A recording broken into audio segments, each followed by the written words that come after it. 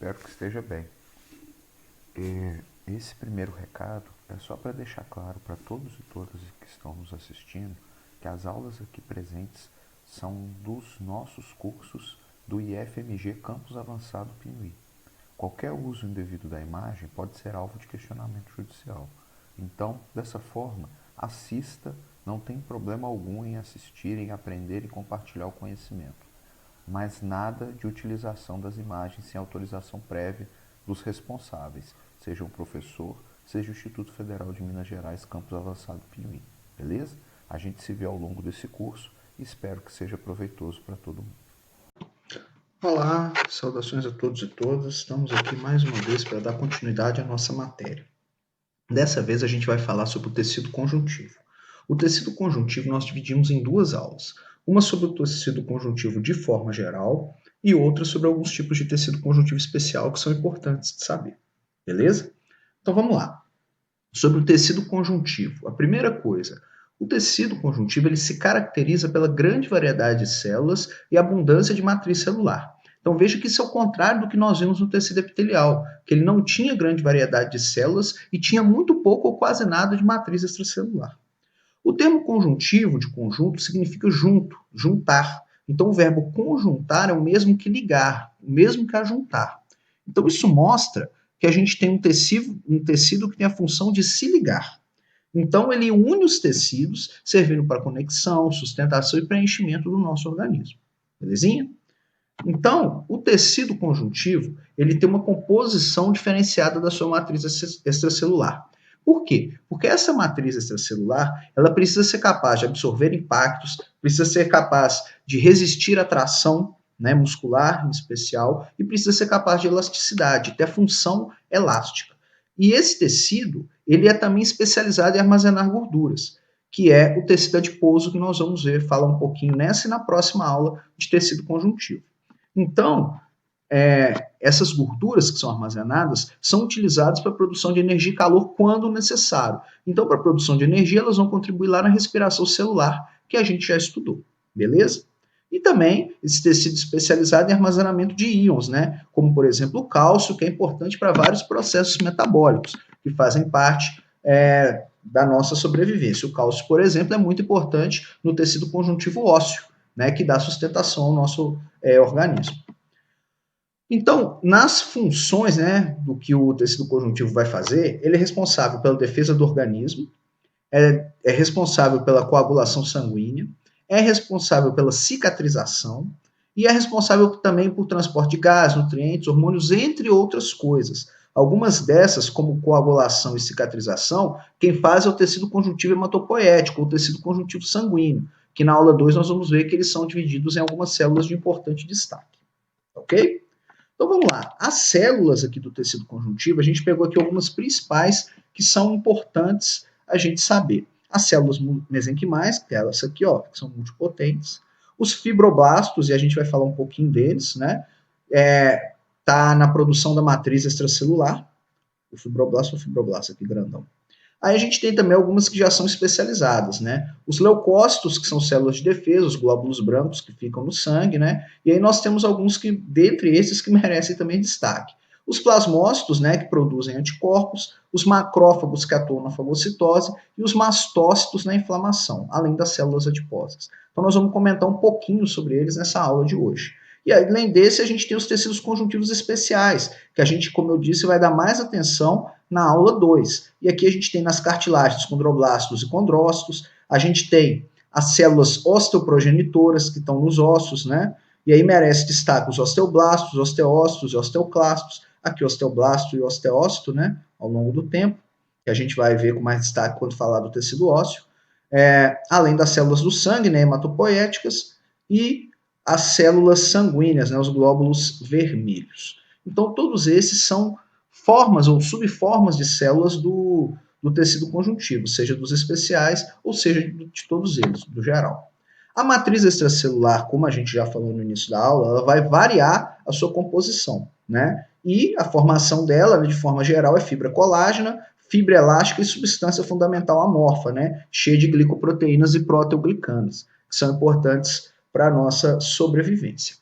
Bom, Dando sequência a isso, a gente vai ver que as células mesenquimais, ela aqui, ó, as células mesenquimais, elas são derivadas do mesênquima, que é um tecido embrionário rico em matriz extracelular. Então veja que ele tem uma origem, né, embrionária. Então, e essa origem embrionária é o mesoderma, então é proveniente do mesoderma. Nós ainda vamos ver quando a gente falar sobre embriologia daqui a algumas aulas, e a gente vai estudar com mais atenção o endoderma, o ectoderma e o mesoderma. E aí, é muito importante a gente saber de onde vem cada coisa. A gente tem o ectoderme, que dá origem ao epiderme, o sistema nervoso, o mesoderme, que dá origem à notocorda, ao músculo do coração, ao sangue, aos ossos, outros tipos de dermes, né, abaixo da epiderme, porque a epiderme é o ectoderme, e além disso a gente tem os órgãos formados na endoderme, né, que é o revestimento do tubo digestório, da bexiga, do pulmão, fígado e anexos do sistema digestório. Isso aqui é muito importante a gente ter em mente, mas a gente vai trabalhar isso com mais ênfase na embriologia. Mas isso aqui cai, viu? Isso aqui cai em exames vestibulares, essa tabela aqui é importante saber. Então, isso significa, né, como vem do mesoderma, que essas células são importantes para a reconstituição do tecido conjuntivo lesado. Então, são as células mesenquimais que vão jogar um papel para reconstruir aquele tecido conjuntivo quando ele sofreu algum tipo de lesão, beleza? Bom, os fibroblastos, então, como a gente viu lá da substância fundamental, elas são as células mais comuns do tecido conjuntivo. Aqui uma, né, são alongados, tem um núcleo grande, claro, e nucléolos evidentes. Aqui alguns para a gente ver.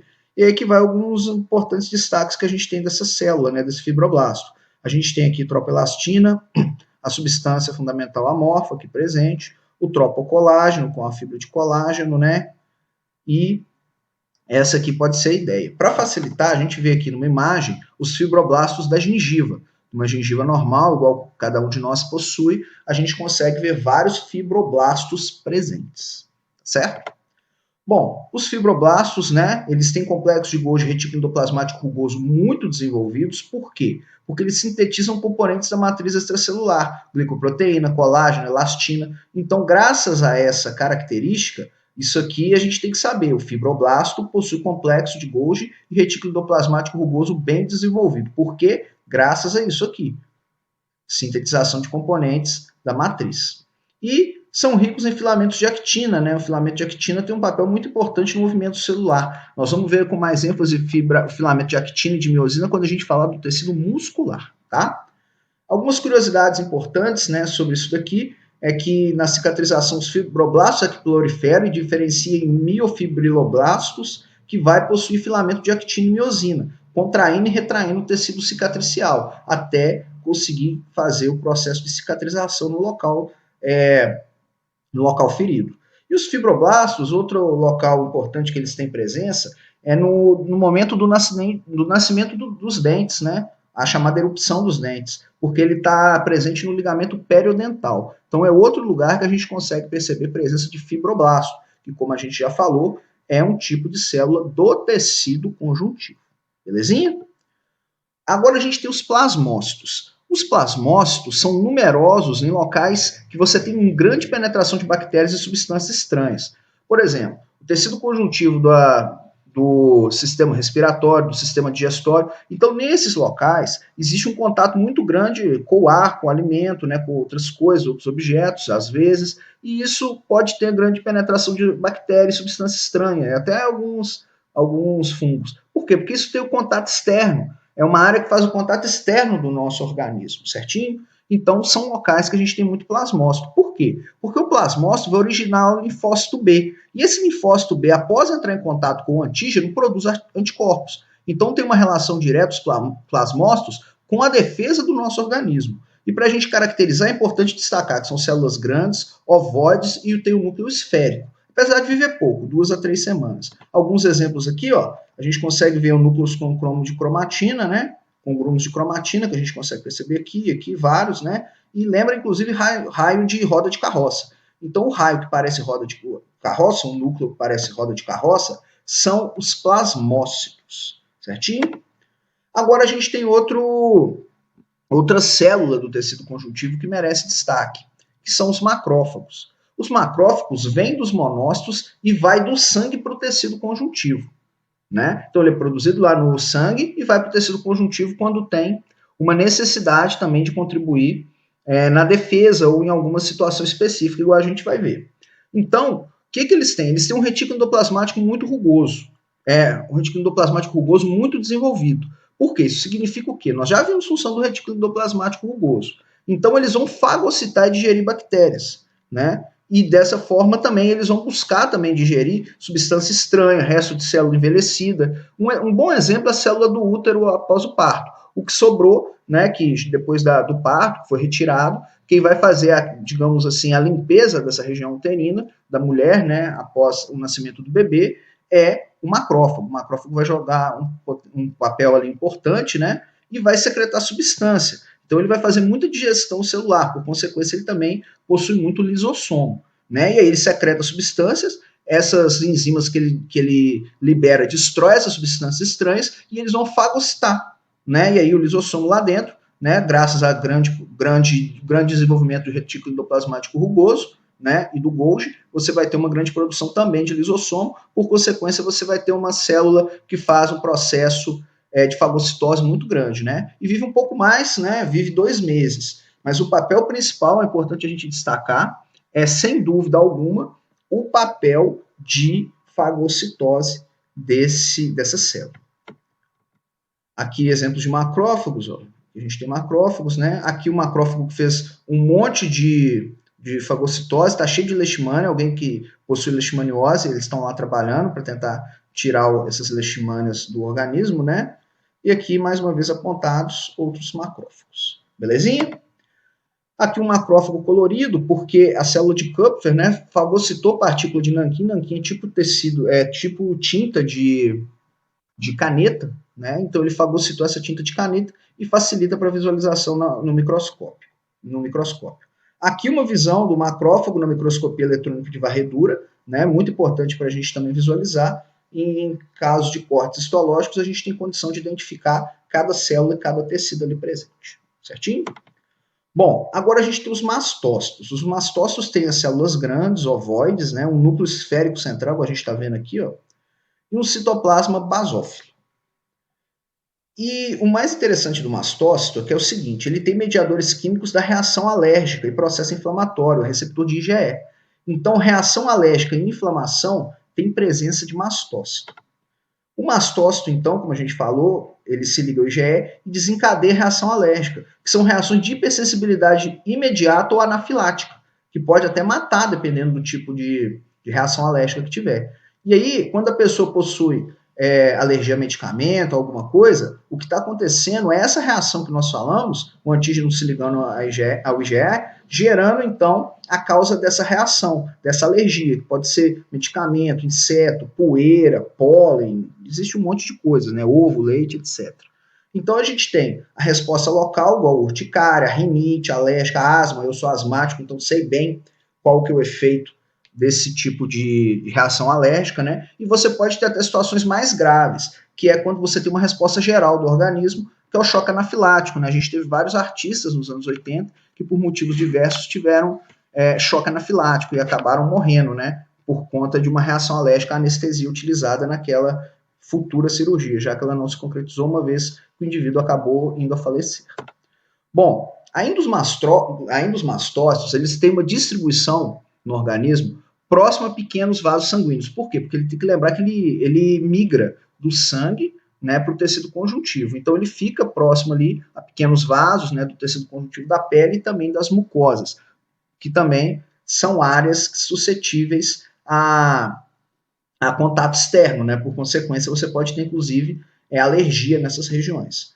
Está presente no tecido conjuntivo que envolve todos os órgãos, né? E, curiosamente, não são encontrados nem no encéfalo, nem na medula espinhal. São locais de exceção de presença de mastócito. E é importante lembrar também que seus precursores, né, o que dá origem ao mastócito, vem da medula óssea, circulando o sangue, aí entra no tecido conjuntivo, como eu falei, fica lá alguns meses, depois é trocado, né, morre e são fabricados, né, nessa região da medula óssea, para você ter mais mastócitos que vão ser distribuídos ao longo do nosso organismo. Beleza? Lá no sangue. Então, além desses, outra célula importante que merece destaque é a célula adiposa, que é do tecido conjuntivo adiposo, né? Então, essa aqui é um esquema da célula. Tem um reservatório de gordura bem grande na maior parte da célula e tem um pequeno núcleo. Então, basicamente, eles ficam no tecido adiposo, apesar de poderem migrar para algumas áreas, né? Então, aqui a gente tem exemplos, né, de tecido adiposo, dos adipócitos, onde você tem essas células que são grandes, esféricas, e armazenando gordura com o núcleo pequenininho aqui na periferia da célula, certinho? Então, aqui é o tecido adiposo, que tem uma função de armazenamento de gordura. Então, a gente tem também os leucócitos, que são células de defesa, e ficam em locais sujeitos à entrada de substâncias estranhas, onde sistema respiratório e digestório é exemplos de outros tipos de células de defesa do organismo que a gente já viu. E agora, que a gente falou em algumas das principais células que a gente tem no nosso tecido conjuntivo, vai um destaque para a matriz extracelular, que tem fibra colágena, fibra reticular, fibra elástica e a substância fundamental amorfa.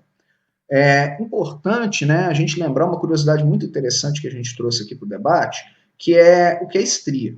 Quando você tem um estiramento da pele por obesidade, gestação ou até excesso de atividade física, você pode ter a ruptura das fibras elásticas da derme. Então, o rompimento dessas fibras elásticas aqui repercute na epiderme, gerando as estrias. Então, as estrias nada mais são que ruptura das fibras elásticas da matriz extracelular do tecido conjuntivo. Belezinha? Aqui um exemplo de fibras colágenas, né? Fibras elásticas no mesentério, e aqui fibras reticulares no linfonodo. Então, essa aí é a explicação que a gente traz aí, nesse caso aqui, para as estrias, e trazendo algumas imagens aqui de fibras para a gente observar. O tecido conjuntivo ele tem uma classificação, que vai de acordo com a composição das células da matriz extracelular, você vai classificar. Os tecidos conjuntivos do tipo especial, adiposo, cartilaginoso, ósseo e sanguíneo, nós vamos dar mais destaque na aula 2. Agora, nessa aula 1, que a gente já está caminhando do meio para o final, a gente vai trazer um pouco do tecido conjuntivo frouxo, do tecido conjuntivo denso modelado e do tecido conjuntivo não modelado. E todos eles são do tecido conjuntivo propriamente dito, tá? Que é uma das classificações que a gente tem. O tecido conjuntivo frouxo, ele tem uma abundância de células, mesenquimais, fibroblasto, macrófago, mastócito, plasmócito, um monte de célula fica abundante. Sua matriz extracelular é bem rica, então você tem fibras colágenas, elásticas, reticulares e a substância fundamental amorfa, que é o que compõe a matriz, né? Então todas elas estão presentes no tecido conjuntivo frouxo.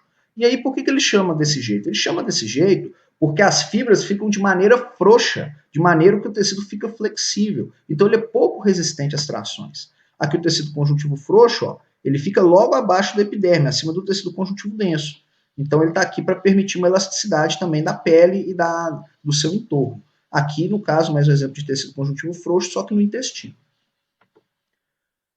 A sua ocorrência, né, fica abaixo do epitélio, como a gente acabou de ver na imagem, né? Então ele apoia o tecido epitelial, que vai formar a pele, né? A pele está por cima.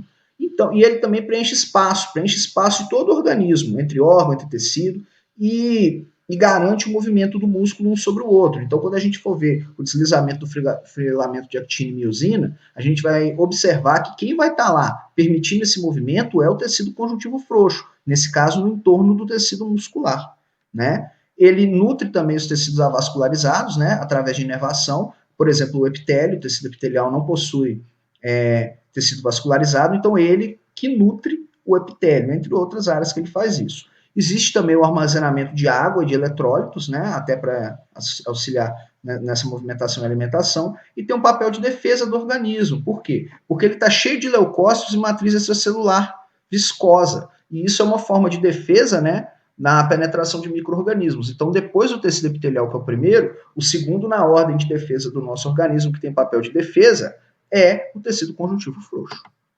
Já o tecido conjuntivo denso, que está abaixo do frouxo, pode ser também chamado de tecido colágeno, ele é rico em fibras colágenas, por isso pode ser chamado de tecido colágeno. E se divide em dois tipos, o tecido denso modelado e o tecido denso não modelado.